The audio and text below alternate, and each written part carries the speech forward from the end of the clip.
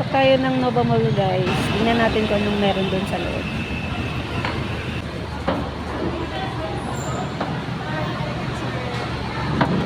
May paganito na siya.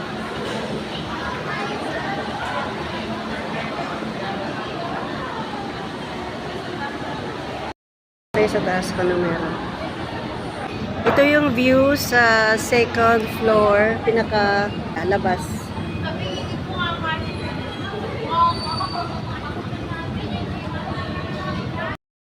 So, ngayon aakyat naman tayo ng third floor. Ito yung pinaka buhay na floor sa So Nova. this is the third floor.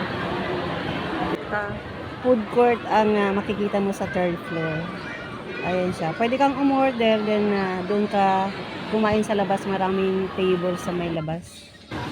Kaya maganda siyang gawing tambayan. Malamang ito yung magiging